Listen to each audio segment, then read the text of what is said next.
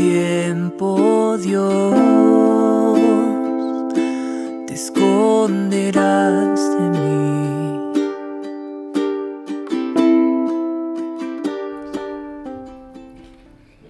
Bien, queridos hermanos, que el Señor les bendiga. Vamos a continuar con nuestra serie de predicaciones en Habacuc. Habacuc capítulo 2.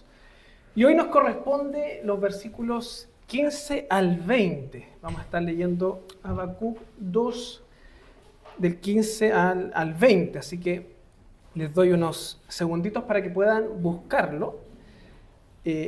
Para que podamos leer el texto que nos va a acompañar el día de hoy en esta predicación. Así que Habacuc, capítulo 2, versículo del 15 al 20. Mientras lo buscan, aprovecho de saludar a todos aquellos que no he tenido todavía el tiempo de acercarme para saludar. Así que lo hago desde acá y una vez que estemos abajo ahí nos damos un abrazo. Así que busquen mientras Habacuc 2, del 15 al 20. Y vamos a leer la palabra del Señor. La vamos a leer de forma alternada. Así que parto yo, siguen ustedes y todos juntos después leemos el versículo 20. Dice así: ay del que da de beber a su prójimo, ay de ti que le acercas tu hiel y le embriagas para mirar su desnudez.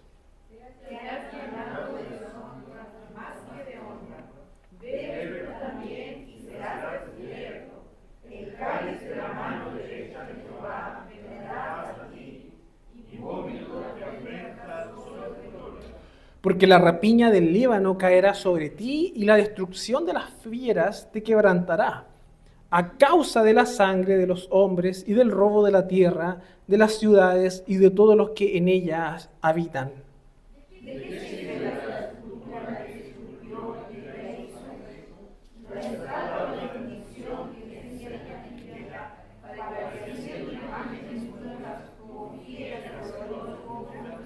Ay del que dice al palo, despiértate, y a la piedra muda, levántate. ¿Podrá él enseñar? He aquí está cubierto de oro y plata, y no hay espíritu dentro de él. Todos juntos. Mas Jehová está en su santo templo, calle delante de él toda la tierra. Tengamos un momento de oración. Señor, te damos las gracias en esta tarde en donde estamos reunidos para alabarte, para guardar, Señor, tu día, este instante, este momento que tú nos regalas, Señor, para que como iglesia, como pueblo del pacto, Señor, podamos estar juntos invocando tu nombre y escuchando tu palabra, Señor. Te damos las gracias porque podemos leerla y ahora, Señor, te pedimos que tú nos guíes, que tú nos acompañes en la exhortación, en la enseñanza del día de hoy, Señor. Que tu palabra sea la que nos hable, que tu palabra sea la que nos guíe, Señor, y por sobre todas las cosas que transformen nuestros corazones para tu gloria, Señor. Te pedimos tu bendición y tu compañía, Señor. En el nombre de Jesucristo oramos. Amén. Bien, hermanos, vamos a continuar entonces con la segunda parte de los ayes que están en Habacuc, capítulo 2. Y el título de esta predicación es La justicia no tarda en llegar, una advertencia de juicio contra la nación enemiga. La justicia no tarda en llegar, una advertencia de juicio contra la nación enemiga.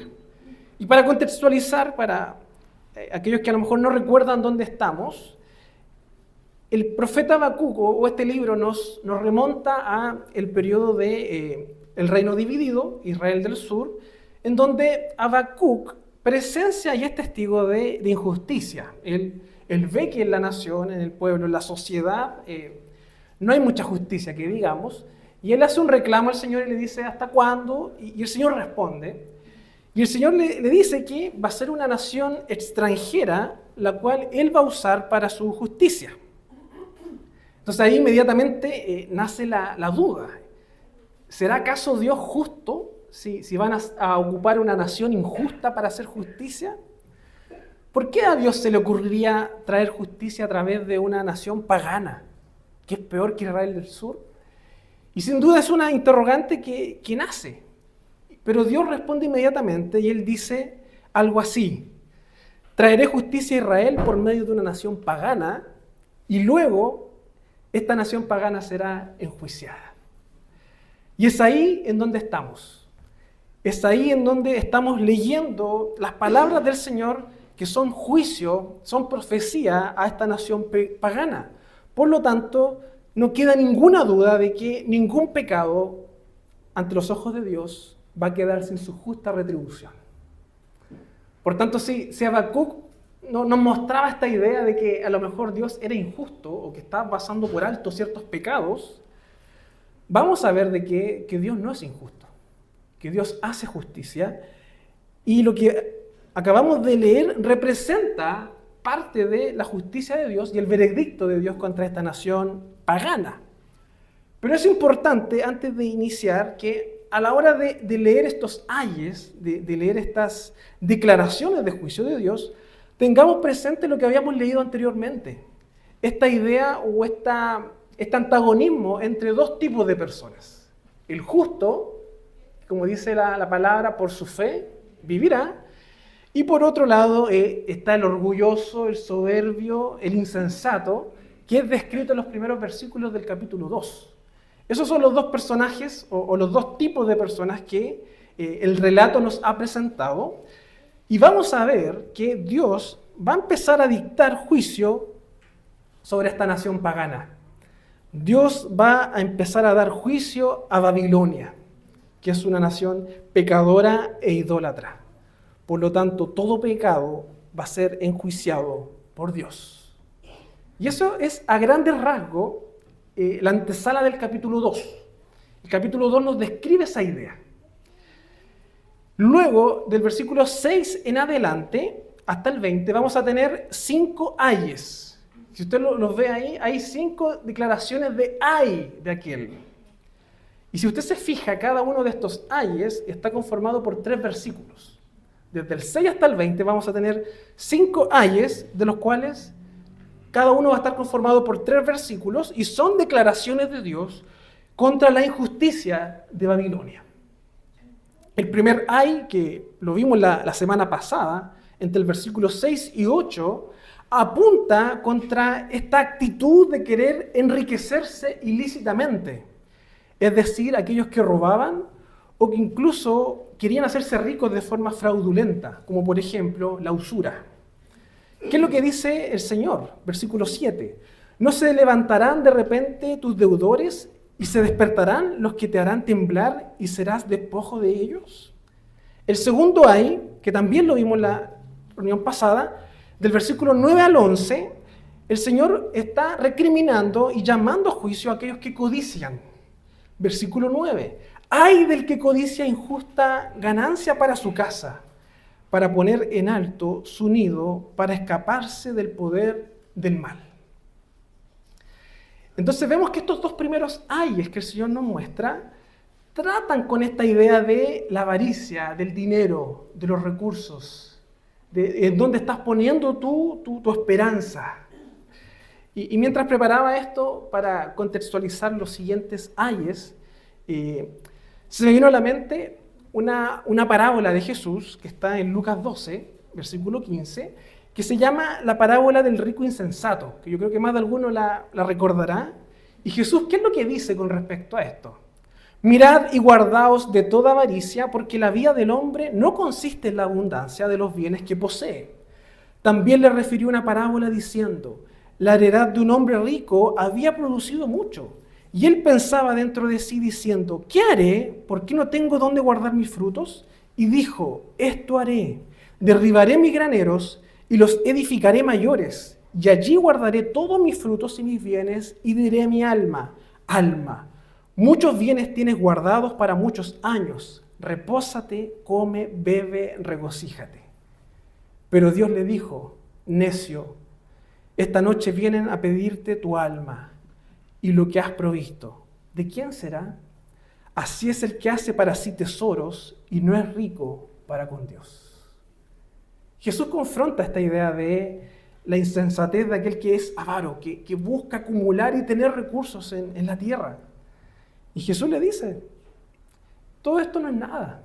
Es más importante ser rico, pero para con Dios. Jesús nos pone nuevamente dos caracteres, dos tipos de personas. Aquellos que acumulan, que viven para sí, y otros que buscan ser ricos en Dios. Y esto nuevamente lo conectamos con Habacuc, esta idea de el justo que vive por la fe, y por otro lado el insensato, el soberbio, el arrogante, en este caso Babilonia. Y es eso lo que hacía Babilonia. Babilonia era una nación que acumulaba, que fundaba su estructura, su poderío en función de lo que conquistaban, de los recursos que tenían. Finalmente, el tercer ay, que fue el último que vimos en la predicación pasada, del versículo 2 al 14, habla y apunta a otro aspecto del carácter de los babilónicos, que tiene que ver con la violencia.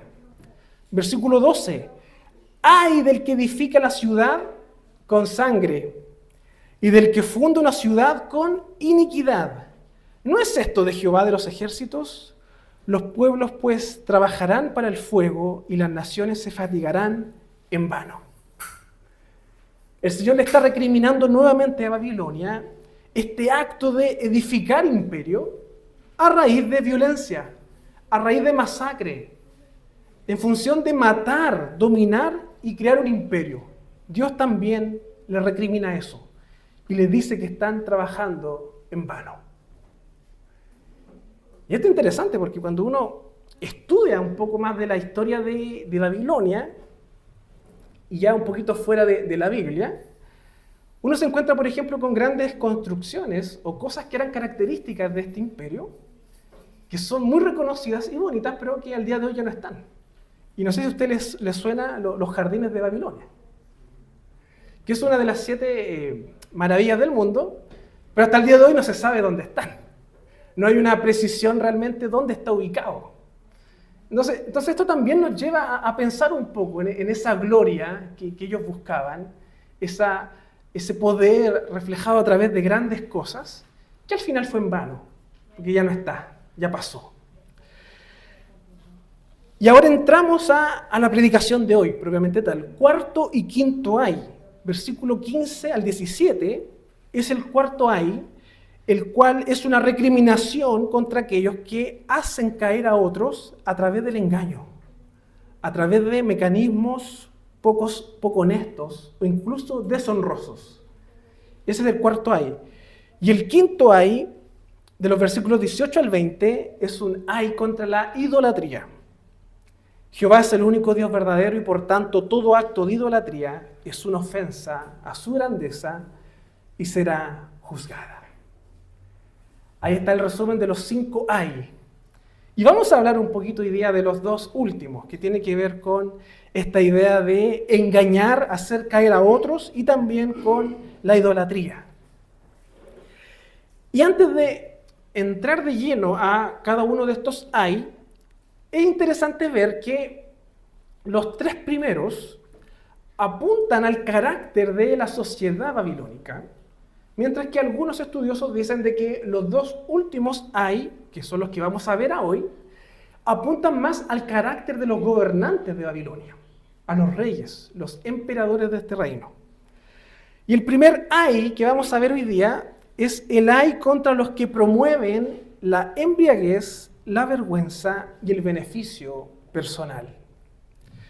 Versículo 15. Ay del que da de beber a su prójimo. Ay de ti que le acercas tu hiel y le embriagas para mirar su desnudez. ¿Qué es lo que está diciendo Jesús con estas palabras que son quizás un poco metafóricas, quizás son medias crípticas? ¿Qué es lo que está recriminando acá?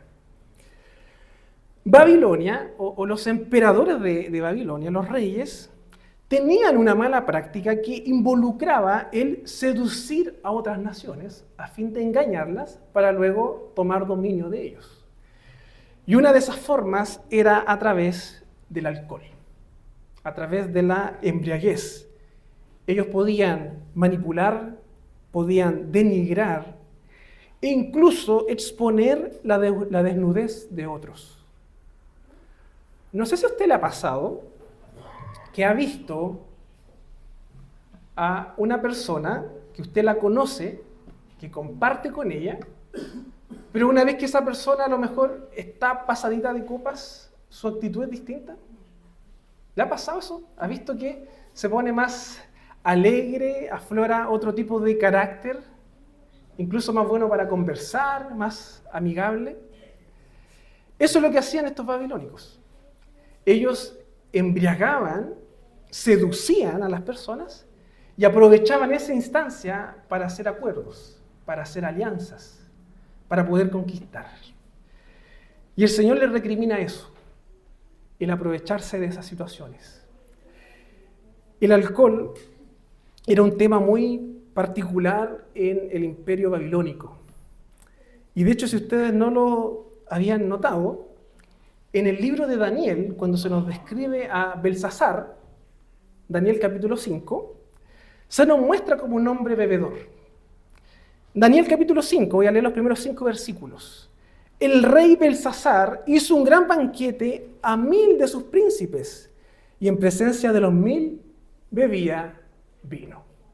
Belsasar, con el gusto del vino, mandó que trajesen los vasos de oro y de plata que Nabucodonosor, su padre, había traído del templo de Jerusalén, para que bebiesen en ellos el rey y sus grandes, sus mujeres y sus concubinas. Entonces fueron traídos los vasos de oro que habían sido traídos del templo de la casa de Dios, que estaban en Jerusalén, y bebieron en ellos el rey y sus príncipes, sus mujeres y sus concubinas. Versículo 4. Bebieron vino y alabaron a los dioses de oro y de plata, de bronce, de hierro, de madera y de piedra. Esto es lo que nos narra de la actitud de los reyes de Babilonia. Reyes que disfrutaban en gran manera el vino, a tal punto de que era parte de un elemento que estaba en las conversaciones, en la adoración que ellos también tenían con otras personas, como príncipes u otros reyes. Y es interesante porque estas palabras de Habacuc, que es un juicio contra aquellos que se aprovechan de esto, tiene su cumplimiento en Belsasar. Lo que Dios está recriminando a través de Habacuc tiene su cumplimiento en Belsasar, un rey que muere y que es tomado el reino por parte del imperio persa. De hecho, el mismo capítulo 5 de Daniel, en el versículo 24, va a decir: entonces su presencia fue enviada la mano que trazó esta escritura, y la escritura que trazó es Mene, Mene, Tekel, Uparsin. Esta es la interpretación del asunto. Ya, si usted no se acuerda de la historia, Belsasar estaba disfrutando del vino y aparecen unas palabras ahí en el muro. Y nadie puede interpretarlas, nadie puede saber, hasta que por ahí sabe de que Daniel podía interpretarlas. Él le ofrece recompensarlo por eso. Daniel no acepta, pero sí le interpreta el mensaje que está ahí, en ese muro. ¿Y qué es lo que dice Daniel? Contó Dios tu reino y le ha puesto fin. Tekel, pasado, pesado has sido en balanza y fuiste hallado falto. Pérez, tu reino ha sido roto y dado a los medos y a los persas. En este momento de Daniel con Belsasar, se está cumpliendo esta profecía de Dios por medio de Habacuc hacia Babilonia.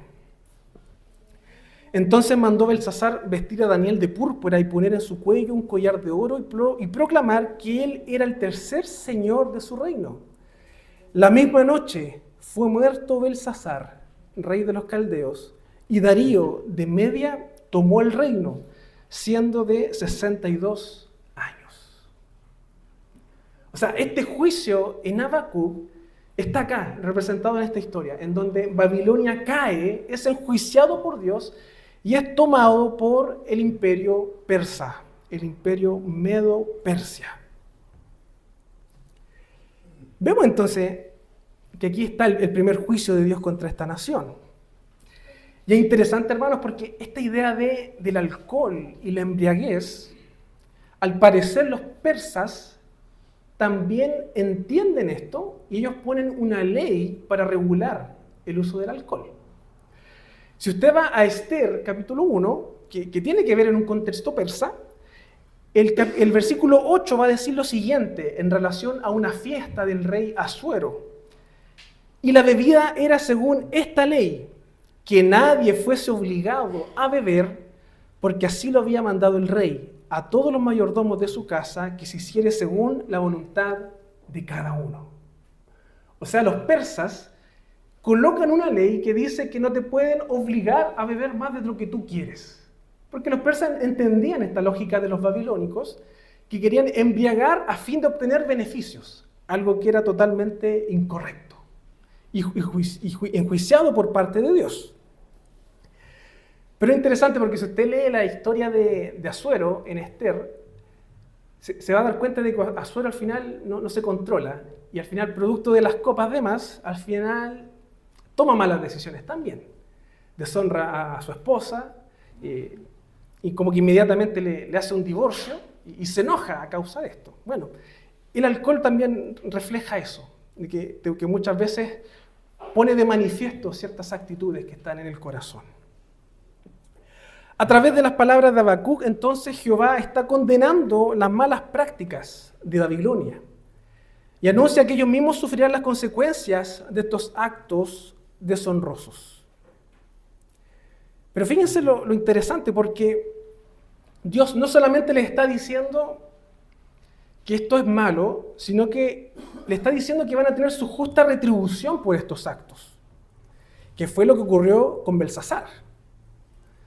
Belsasar hizo el mal, abusó del consumo del vino, obligó a otros a embriagarse, se aprovechó de ellos y él también pagó de la misma manera. Fue dominado por otro imperio.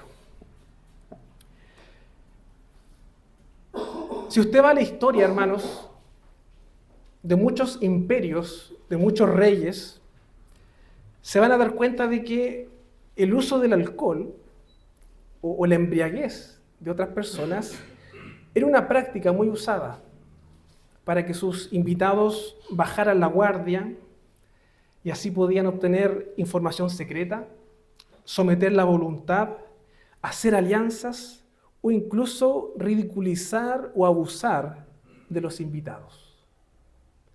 Era una práctica muy común de muchos imperios. Y eso era usado como una forma de conquista, a fin de hacer crecer el dominio, crecer el imperio y dominar más territorios. ¿Qué es lo que dice el Señor con respecto a este actuar y a Babilonia? Versículo 16, te has llenado de deshonra más que de honra. Bebe tú también y serás descubierto. El cáliz de la mano derecha de Jehová vendrá hasta ti, y vómito de afrenta sobre tu gloria. Porque la rapiña del Líbano caerá sobre ti, y la destrucción de las fieras te quebrantará a causa de la sangre de los hombres y del robo de tierra, de las ciudades y de todos los que en ella habitaban. Lo que Dios está haciendo acá es condenar esta práctica abusiva de Babilonia, de aprovecharse de las personas a través de esta práctica.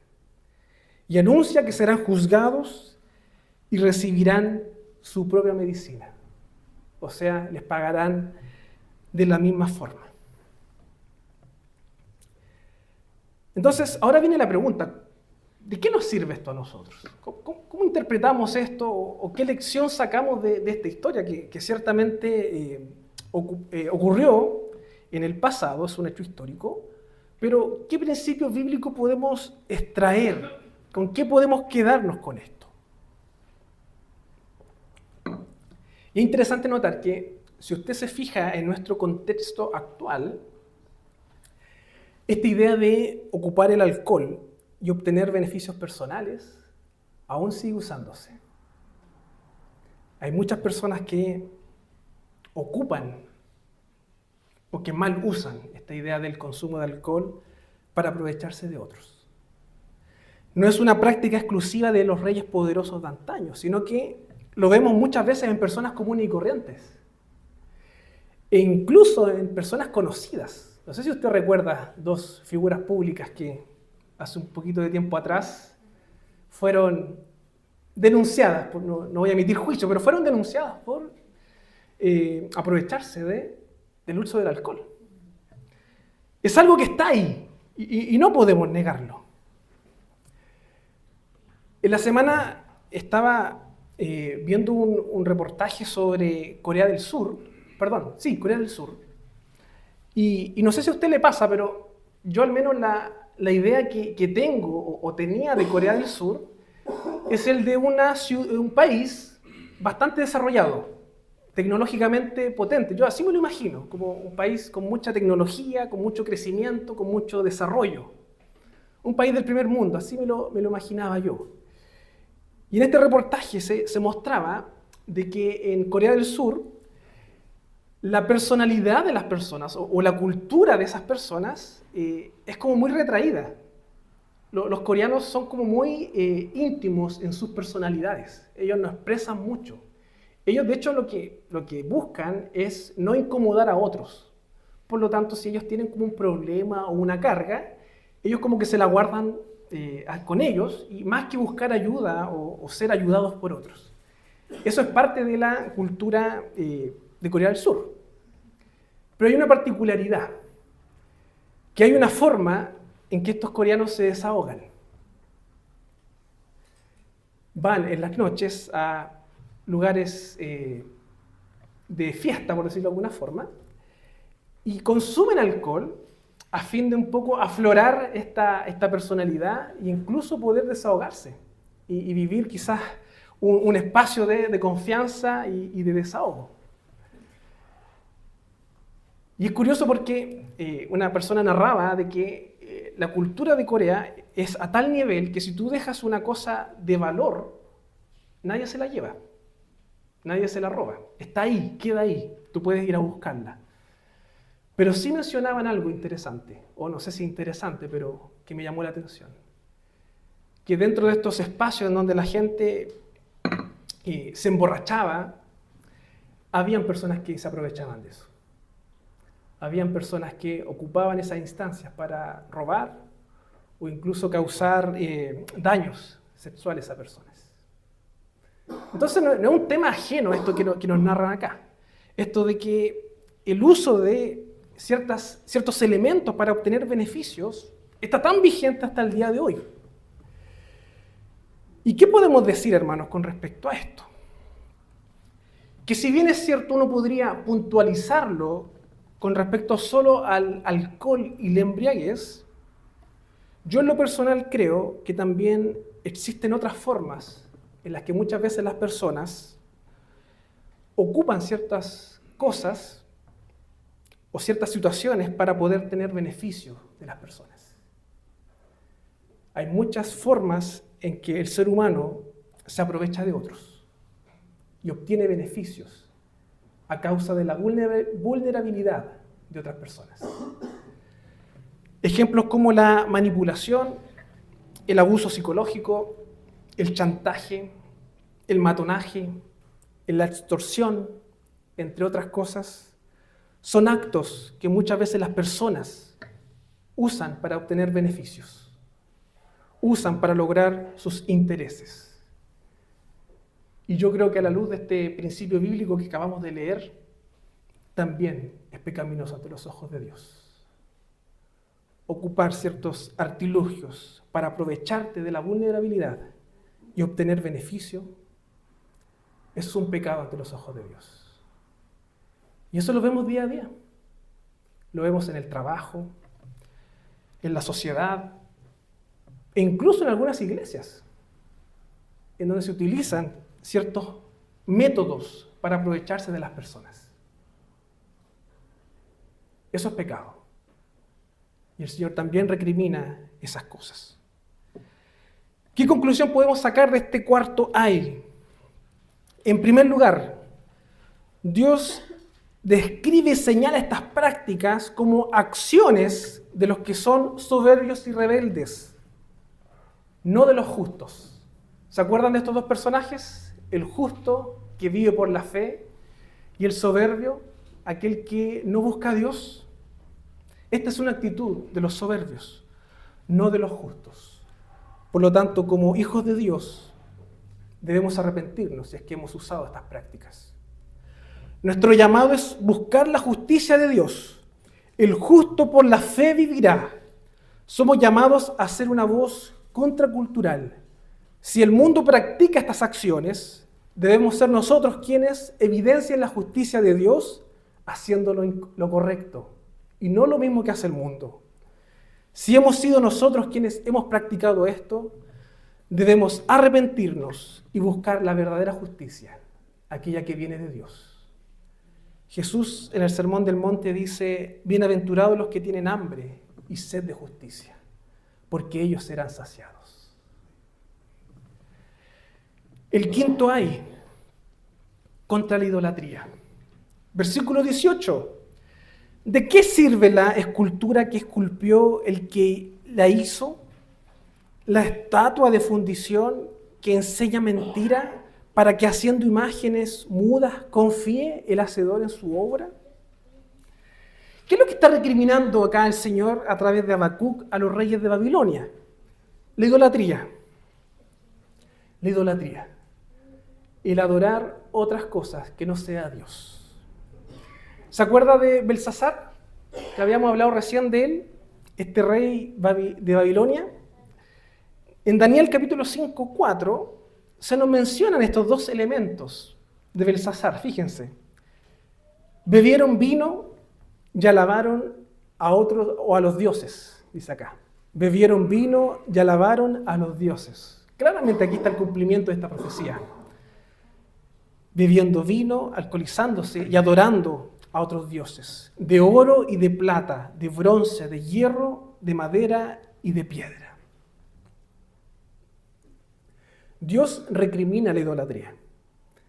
Dios recrimina la idolatría de todas estas naciones paganas, las cuales buscaban adorar a ídolos fabricados de piedra o de metales. Ídolos que no tienen vida, dioses que no son reales y que solamente logran hacernos esclavos de aquellos que caemos en adorarle. ¿Qué dice Dios de esto? Versículo 19. Ay del que dice al palo, despiértate, y a la piedra muda, levántate. ¿Podrá él enseñar? He aquí está cubierto de oro y plata, y no hay espíritu dentro de él. Lo que está diciendo es que estos ídolos de metal, estas figuras que están así construidas, no son nada. No tienen espíritu, no tienen vida, no responden, no te hablan, no te escuchan. Dicho de otra manera, estás perdiendo el tiempo adorando a estos ídolos. Eso es lo que Dios está diciendo a las naciones paganas. Y cuando hablamos de idolatría y de fabricar elementos o esculturas que reflejen algo para adorar, es inevitable no acordarse del Salmo 115, que es un salmo que habla de la idolatría y de lo absurdo que es la idolatría. ¿Qué es lo que dice el Salmo 115, versículo 3? Nuestro Dios está en los cielos, todo lo que quiso ha hecho. Los ídolos de ellos son plata y oro, obra de manos de hombres. Tienen boca, mas no hablan. Tienen ojos, mas no ven. Tienen orejas, mas no oyen. Tienen narices, mas no huelen. Tienen manos tienen, pero no palpan. Tienen pies, pero no andan. No hablan con su garganta. O sea, Dios lo que hace al describir los ídolos es básicamente decir que son un engaño. ¿Tú alguna vez te has sentido engañado por algo que te hayan estafado? ¿Que te hayan prometido algo y al final te das cuenta que no era lo que te habían dicho? Esos son los ídolos que describe acá el Señor. Pero fíjense lo curioso del versículo 8 de este salmo. Semejantes a ellos son los que los hacen y cualquiera que confía en ellos. O sea, Dios no solamente dice de que estos ídolos son absurdos y falsos, sino que también dice que todos aquellos que confían en ellos, aquellos que los crean, los forman, también son semejantes a ellos. Así de absurdos son. Versículo 9. Oh Israel, confía en Jehová. Él es tu ayuda y tu escudo. Este salmo nos muestra lo necios que son aquellos que ponen su confianza en falsos dioses. Semejantes a ellos son los que lo hacen y cualquiera que confían en ellos. ¿Qué aprendemos de esto? Nuevamente, estamos leyendo un relato de cosas antiguas. Yo creo que ninguno de ustedes en su casa tiene alguna escultura de algún ídolo. Ninguno tiene un ser moldeado de oro, una estatua de plata. Ninguno tiene eso. Yo parto de esa base. Entonces, ¿de qué me sirve lo que estamos viendo acá? Si Dios está recriminando eso. La verdad es que cuando la Biblia habla de idolatría, la definición que ocupa es más profunda que una simple escultura. Cuando Dios habla de idolatría o falsos dioses, no está apuntando a esculturas ni a cosas de metal, sino que cuando la Biblia habla de idolatría, se refiere a cualquier cosa que en tu vida tú coloques por sobre Dios. Eso es la idolatría. Es confiar en algo que es inferior a Dios. Es poner tus esperanzas en algo que no es Dios. Es tener una cosa en el altar que le pertenece a Dios. Esa es la idolatría bíblica. Y si tenemos esa definición, hermanos, nos vamos a dar cuenta de que la idolatría es más profunda de lo que pensamos. Porque ciertamente lidiamos con ídolos. Ciertamente tenemos luchas con cosas que nos roban la adoración hacia Dios. En primer lugar, el dinero, el trabajo, el estatus, lo que la gente piense de mí, la imagen que yo proyecto al resto, son ejemplos de idolatría. El trabajo, el dinero, el sueño de la casa propia, el bienestar de la familia, que no son cosas malas en sí, pero a veces ese es nuestro centro, esa es nuestra adoración. Pero yo creo que hay un ídolo que es más peligroso que todos estos. Yo creo que hay un ídolo que tenemos que tener mucho cuidado y que a veces nos cuesta incluso darnos cuenta que estamos adorando a ese ídolo. ¿Y saben quién es? Ese ídolo es usted mismo. Muchas veces usted es un ídolo en su vida. Muchas veces su vida, su corazón, sus decisiones están más centradas en usted que en lo que Dios quiere para usted. Y eso es idolatría. ¿Te ha pasado que muchas veces te sientes incómodo porque la palabra de Dios te enseña algo que tú no quieres aceptar? Reconozcámoslo. Muchas veces nos hemos sentido incómodos por la palabra de Dios. Y muchas veces no estamos dispuestos a reconocer que estamos equivocados y que la Biblia está diciendo la verdad. ¿Te ha pasado? ¿Cuántas veces no hemos estado dispuestos a relativizar la palabra de Dios a fin de que se acomode a nosotros? ¿O que yo no sea pecador para así sentirme bien? Eso es idolatría, hermanos. Eso es poner a nosotros en el lugar que le corresponde a Dios. Dios enjuicia y condena la idolatría, hermanos. Si nuestro corazón nos ha engañado y nos ha puesto a nosotros en el lugar que le corresponde a Dios, Dios te llama a arrepentirte. A través del Evangelio tienes perdón. Eres invitado a arrepentirte de este pecado, a derribar ese altar que tienes de ti y poner a Dios como la única verdad en el centro de tu vida. Dios nos llama a hacer eso. Y la verdad es que podría seguir desarrollando este tema, esta predicación, Pero llegué al versículo 20 y como que me quedé sin argumentos.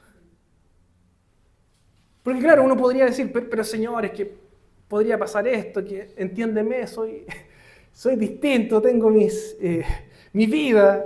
¿Qué es lo que dice el Señor? Mas Jehová está en su santo templo. Calle delante de él toda la tierra.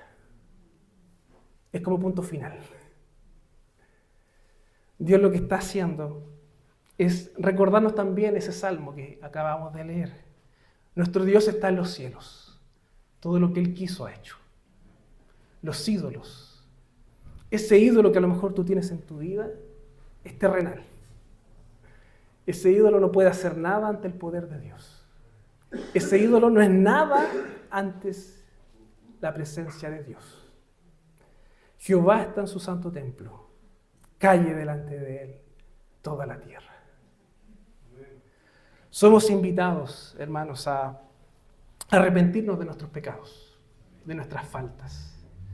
Si hemos sido similares a estos reyes de Babilonia, Dios quiere que nos arrepintamos y que corramos a Él a través de Cristo y tendremos perdón.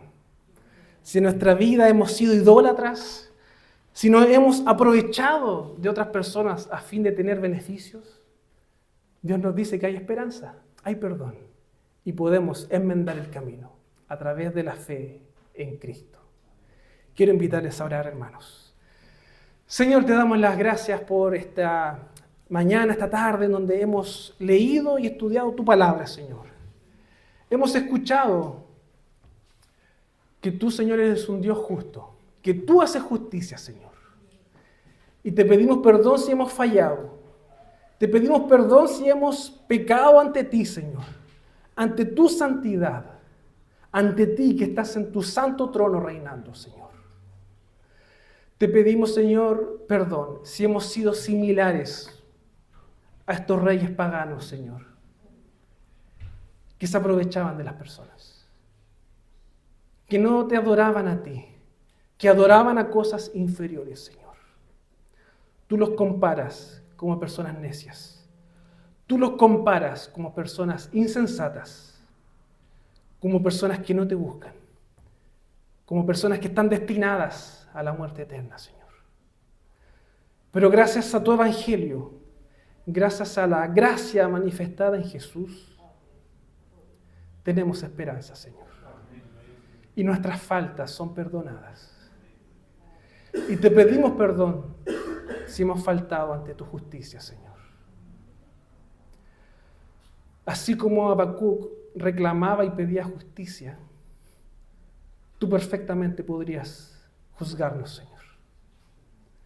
Y no tendríamos excusa ante ti.